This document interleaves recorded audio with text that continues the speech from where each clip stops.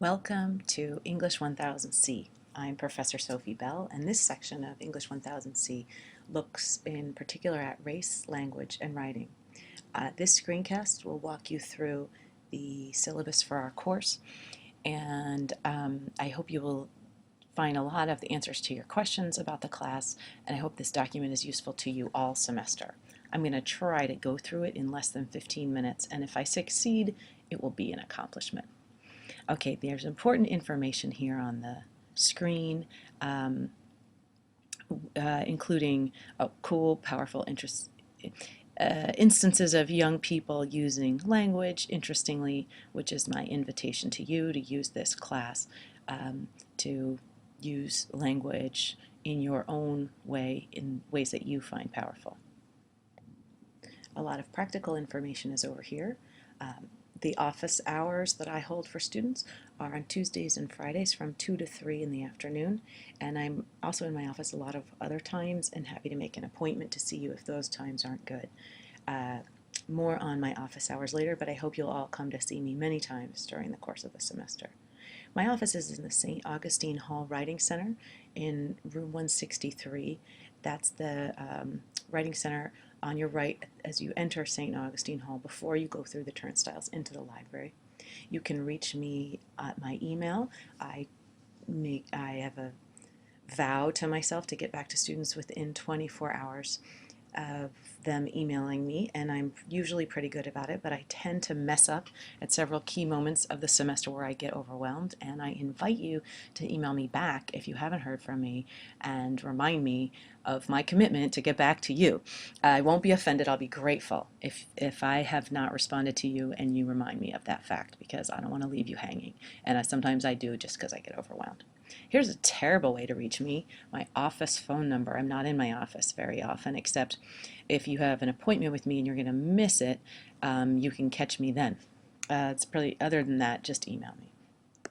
All right, the theme of this course is race, language, and writing, and it's something that I've come to after years of teaching writing and thinking about race. And here's some of the questions that I want you to engage this semester in your writing and in our conversation.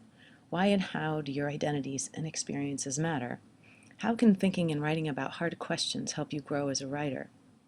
You're going to write narratives, make arguments, do different kinds of research, and throughout, your own experience will be your ammunition in explaining what you believe and exploring what you think. Some other questions we will ask are: what is good English? Who speaks and writes it? How do you learn it? What is race? If race is a biological fiction, why does it impact our daily lives so much? What are pressing issues in your own life that are worth taking a public stand on? And we're going to look at these fabulous writers and several filmmakers to help us engage these questions.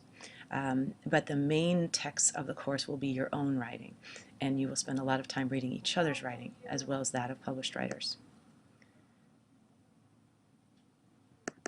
I collaborate with Professor Amanda Mulder, so if you have friends in her course, you'll see that there's a lot of overlap between how she teaches and how I do. And as I ask you to have peer reviewers for your writing, Professor Mulder and I are kind of peer reviewers for each other's teaching, and it's very helpful. Let me give you the basic beliefs behind the course. They are that writing is a form of personal and cultural power. It's a way to understand yourself, understand the world, and make people listen to you. The better you write, the more power you get. I further believe that people learn to write by writing. So the more you write, the better you write. We could all just sit around writing all semester. I could literally have nothing else for you to do but write. And I think we would all get better at writing, myself included, at the end of that time. But it's actually going to be a lot more structured than that. Finally, writing is a social act. The more you read and discuss other people's writing, and the more they read and discuss yours, the better you all write. So we're going to spend the semester reading, writing, and talking about writing. Everybody should make progress in their writing and thinking as a result of the work we do, and I certainly make progress every semester, and I learn a lot from my students. Practical note: required text and materials. You need a functioning laptop that's fully charged, and since I've moved on to Google Docs last semester, you need it almost every class. You'll need a folder to keep whatever we're working on currently, and you should always bring current texts to class every day. You'll need a 3-ring binder or the equivalent to stash stuff as we move past it in the semester, but not get rid of it. You'll need blank paper to write in and out of class. You'll need a stapler and paper clips when you hand in a piece of writing. You need your own writing, which you should never throw out. If you scrawl something on a cocktail napkin, you should keep it until the semester is over. And you should never throw out anyone else's writing either. You're also going to need easy access to the internet and access to a printer, plus a backup plan. In terms of what kinds of tasks I'll ask you to do, I'll tell you first about major assignments and then what a typical week looks like. So the major 3 assignments of the semester are the identity narratives, and you'll write 3. One is called a language and context narrative. One is a narrative about a moment of racial identity crisis. I will explain these. And you'll write an ally narrative. At the end of, and each of those will be reviewed by a peer review group.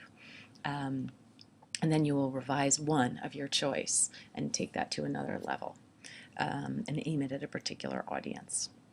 The large research project of our semester will be on a public issue of your choice, and the final product will take the form of a digital remix.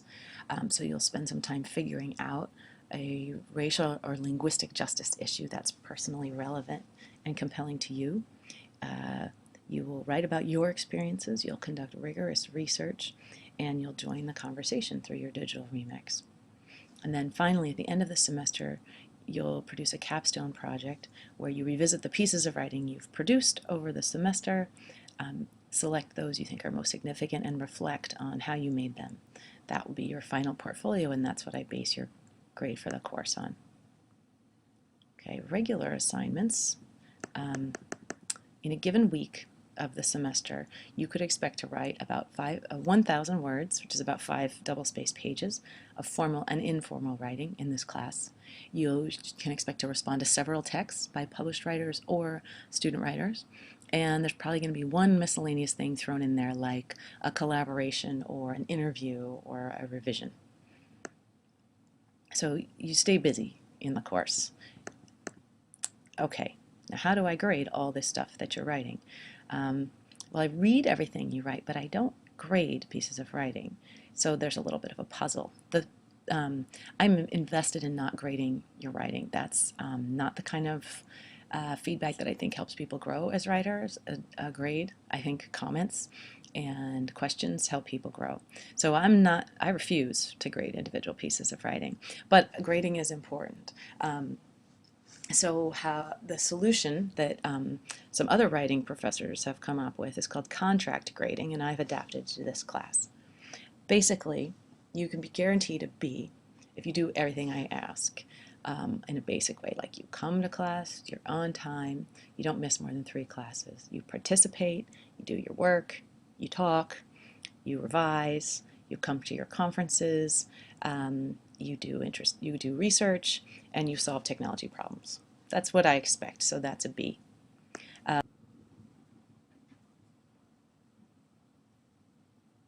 The next question is what would mean you would get lower than a B, and it's really if any of those pieces are missing, the basic components of the class. So coming to class, coming on time. If that doesn't happen, or if you don't turn in your work on time or at all, if you don't respond to another student's writing, you get the idea. And the most serious thing is missing more than 3 classes. I'll explain later why this means that you fail the course, but that should come to your attention right away. In some ways, the hardest to explain, although it happens to a lot of students, is getting higher than a B in this course. And what I would say is if you do more than the minimum, if you have spark, originality, insight, and care in your work, you're going to get higher than a B. And if you want feedback from me as the semester goes along on how you're doing, I'm very happy to give it to you. All right, a key part of this course is one-on-one writing conferences. There are 4 of them. 3 of them will be with me. You'll see on the course calendar the deadlines for having each of your 3 conferences with me. That's one of the main ways I give you feedback on your writing in the course. And the 4th is with a peer writing consultant in the Writing Center. And you're required to go to the Writing Center once as an English 1000C student so that we know that everyone at St. John's has gone and checked out the Writing Center.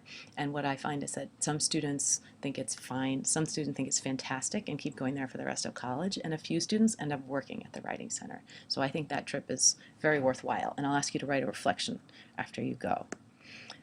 Let's talk about technology for a second. Email. Some people don't check their email that much, but to succeed in this class, you need to give me an email address of an account that you're going to check at least once a day to keep up with the class. People have failed this class because they didn't read their email. I simply can't give you all the information I need without sending you some emails, especially at the end of the semester when we get deep into the research and you're all doing different things from each other. I don't care if it's your St. John's email or not. Just an email that you are willing to check once a day. You'll use your laptop every week, but not every day. And I'm going to talk further about this, but for personal technology, my students last semester and I experimented with having no set rules about the use of personal technology, but discussing where it had a positive impact and a negative impact on the class in terms of learning and community. And I want to continue that with you. I'm hoping we can reflect early and the middle and the end of the semester on how that's going. And with technology, I urge you to help each other because often someone in the class can explain things better than me and you can be a real difference to each other. Okay, course policies, important, but I'm going to go through them quickly. Attendance. This is huge. In my department, there's a rule that if you miss more than a week and a half of class, which is 3 classes in this class, you fail the course. So I can't do anything about that. I know it's hard on students, but I also think it's good to go to class, so I'm torn about this one. I can't do much if you miss more than 3 classes to keep you in the class. However, I can reward you for missing 1 class or none by exempting you from the final exam. But being together is a huge part of this class. If you can't make it to this class, you're not going to pass it. Please come early to the class rather than late. It's much less stressful. It's kind of pleasant. And if you're more than 15 minutes late, I will say that you were absent, although you're welcome to sit in. Please participate actively in class, online, and in conferences. And here's my take on discussion. Listen well. Be honest, be respectful, take risks, ask questions. Confidentiality is very strange the way I handle it because I have my policy and then I have my exceptions. However, I feel strongly that in order for people to tell their stories in their writing in this class, we need to respect that by not talking about the stories we hear outside of class. It's hard to do because some people tell really interesting and important stories, but you can share the insights you gain from them, but you can't say, oh, this happened to so-and-so. Particularly be aware that if someone's written a personal piece of writing, it can very easily be transferred to Facebook, email, instant message, so please don't forward anything to anyone outside of this class. Now, I follow this confidentiality rule except in 2 cases.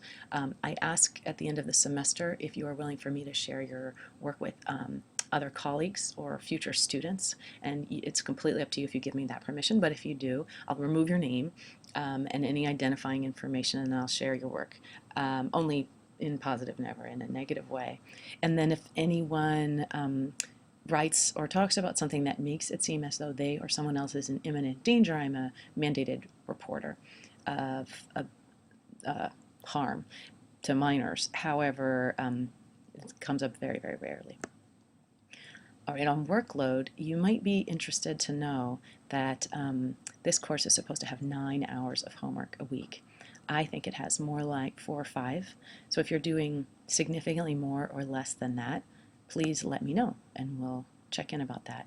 We'll talk more about plagiarism later, but my policy is here if you would like it. And these university resources, the Writing Center, the Freshman Center, and the Counseling Center, are excellent free resources available to you. Take advantage. I'm going to do another screencast for the course